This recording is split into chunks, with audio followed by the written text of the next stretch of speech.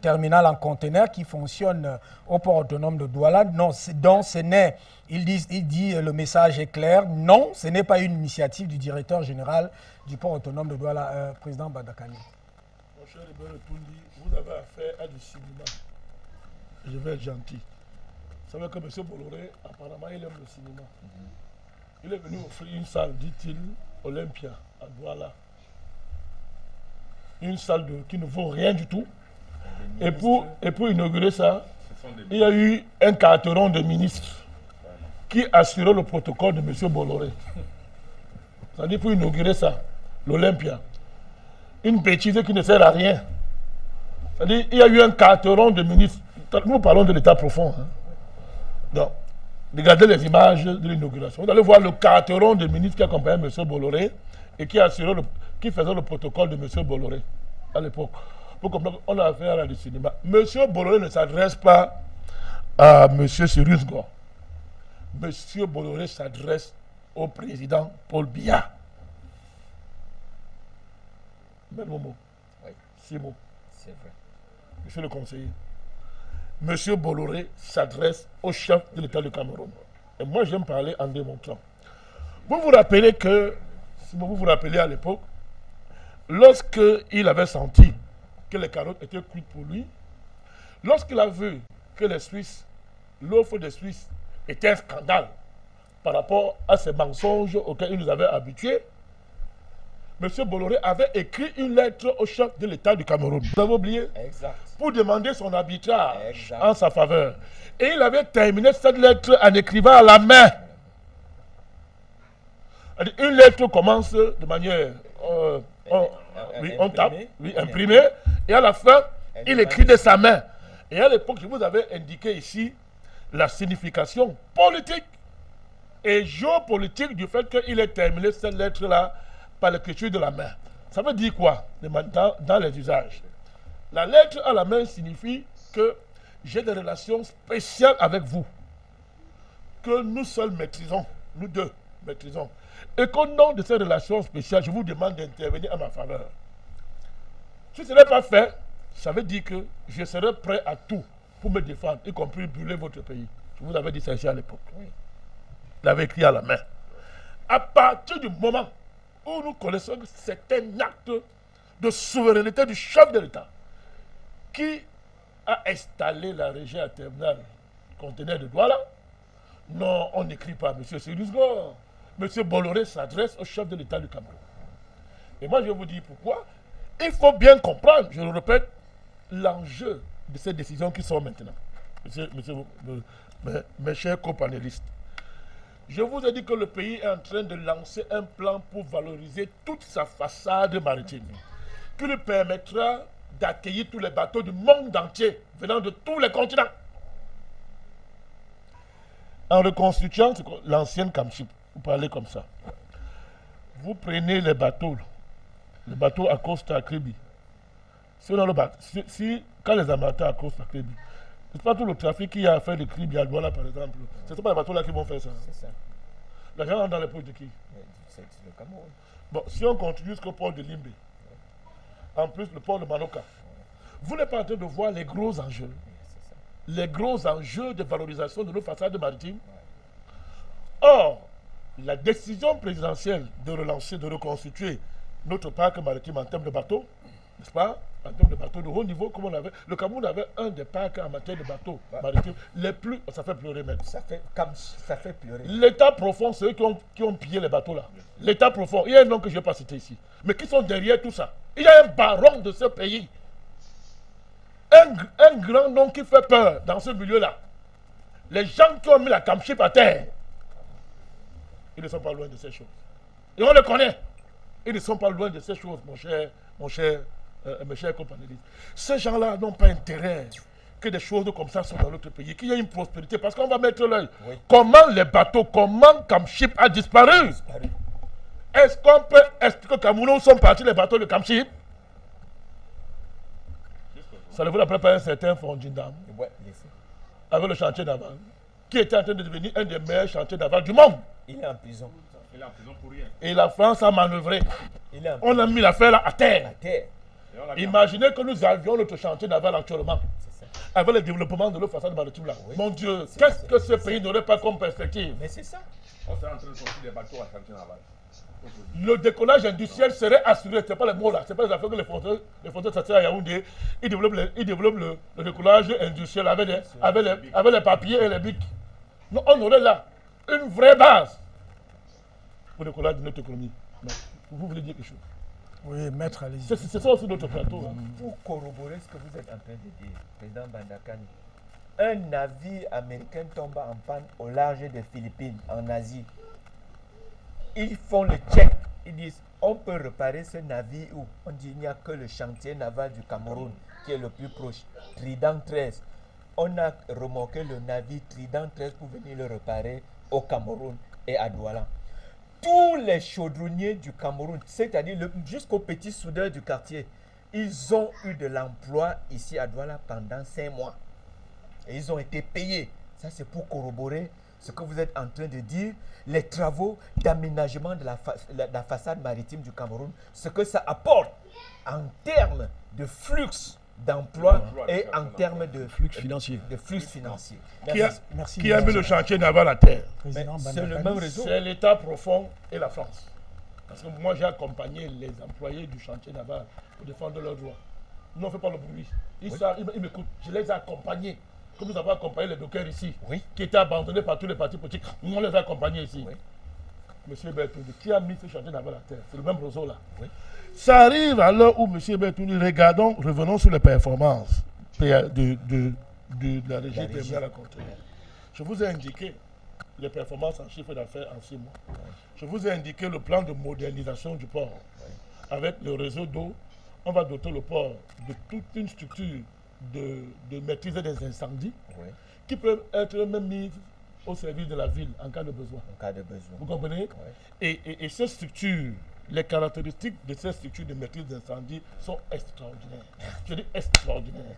Pour moderniser le port. Vous avez là des investissements qui montent à près de 30-40 milliards de francs, mobilisés à moins d'un an, M. Hébert Toundi, par le top management du port, qui est là actuellement. Ce que M. Bololé n'a pas pu faire en 15 ans, M. le conseiller. En 15 ans, il n'a pas été en mesure de faire ça. Mais on va au-delà. Vous avez vu, on a célébré quelque chose ici il y a quelques semaines là, à Douala.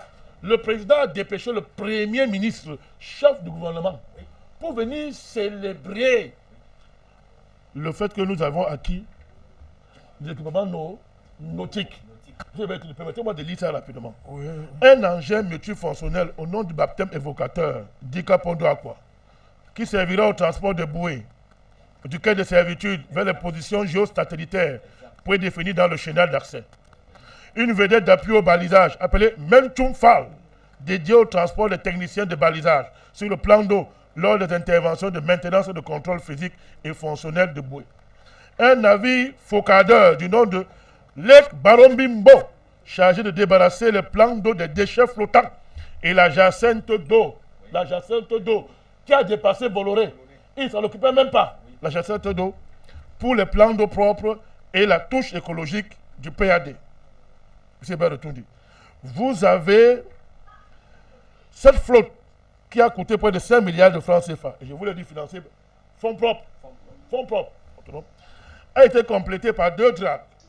En effet, en exécution des instructions constantes du gouvernement de la République, un comité chargé de mener des réflexions stratégiques sur la problématique de la reprise en main du dragage du port a été créé le 27 février 2018. Parce que M. Bolloré, il draguait pour ne pas draguer et il prenait de l'argent avec son réseau de Yaoundé. Il prenait 10 milliards chaque mois pour ne pas draguer, mais en donnant l'impression qu'il a dragué. Donc, la conclusion de ces travaux ont été validés par le conseil d'administration et ont permis l'acquisition de 2 dragues sélectionnées après mise en concurrence, dont une drague aspiratrice en marche de 3000 m3 de capacité depuis pour le chenal TSHD 3000 baptisé Mont Mandala et d'une drague aspiratrice stationnaire BAV 50 baptisée BAV 50 pour le dragage de plans d'eau et pieds des quais de port. Si vous avez un port et votre chenal est engorgé par le sable, votre port ne sert à rien. Regardez comment une direction une direction qui est consciente, qui a un vrai projet portuaire, comprend que la première chose à faire, c'est de dégager. C'est de dégager l'entrée de nos eaux, dégager le chenal. Ils le comprennent très bien. Et ils mettent de l'argent. Monsieur Bolloré, en 15 ans, a fait venir combien de dragues? Monsieur Bertondi. En 15 ans, combien de dragues monsieur Bolloré a-t-il fait venir? Moi, je dis, je vous donne le bilan d'une équipe qui a moins d'un an. Moins d'un an. Et l'option pour gérer le dragage de manière transparente et moderne, ils ont créé une régie.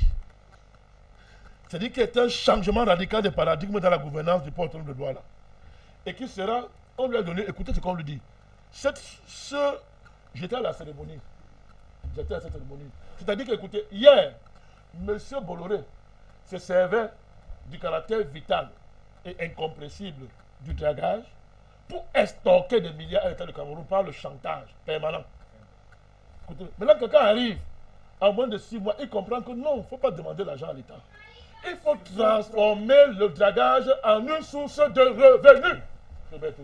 Ça, c'est la révolution. C'est-à-dire, transformer ça en source de revenus. C'est ça le rôle de la création de la régie de dragage. Le cahier des charges qu'on a donné à M. Ngondieboa et M. Bey, qui sont les deux responsables. M. Bey, c'est un ingénieur, Ngondi, c'est un commercial.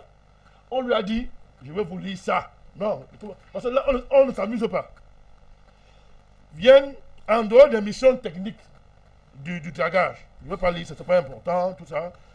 Viennent maintenant les missions à caractère commercial.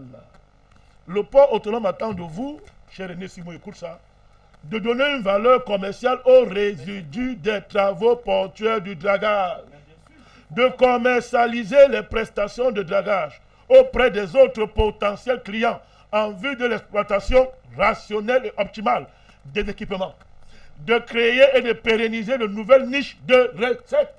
Ça veut dire, le chenal à dragage, le chenal doit désormais cesser d'être une vache à lait qui aspire l'argent de l'État, mais qui doit produire de l'argent, M. Bertondi. Mais je vais plus loin. On n'a pas seulement dit ça avec la bouche. On a donné les moyens pour le faire. Le président camerounais, voilà pourquoi ils sont en train de dire que Bolloré est en train de défier le président camerounais. Il n'est pas en train de crier en mettant sur l'usgor. Le président camerounais a donné les moyens à cette régie. Et moi, je vais vous dire les moyens. Le gouvernement camerounais a entrepris de doter le port autonome de Douala d'équipements modernes pour ce faire. Il s'agit d'une part des engins flottants spécialement conçus pour les différents types de dragage et d'autre part des engins terrestres destinés aux travaux d'aménagement des sites de refoulement des résidus de dragage. D'une manière générale, les ressources mobilisées en investissement de cet important projet s'élèvent à 26,2 milliards de francs CFA. C'est-à-dire que le président a mobilisé 26,2 milliards de francs CFA, n'est-ce pas? Fruit de la coopération tripartite entre le PAD, un partenaire hollandais et une banque locale, pour donner les moyens, M. Momo, à la régie.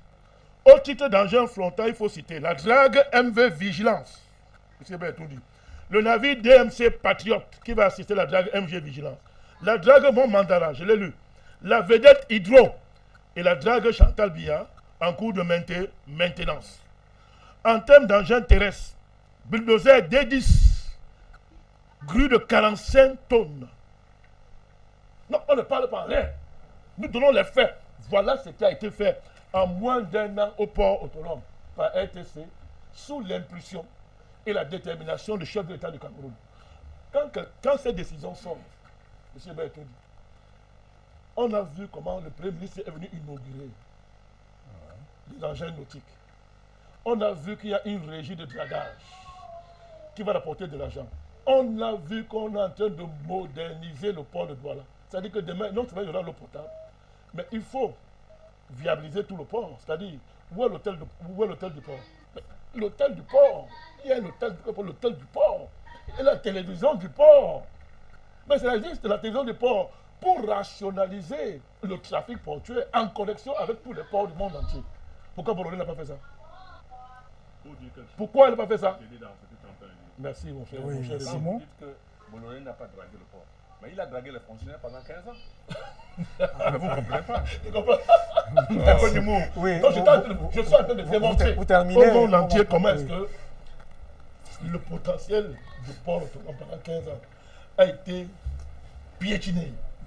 écrasé par Bolloré, qui faisait du port une vache à lait pour s'enrichir et faire ses affaires.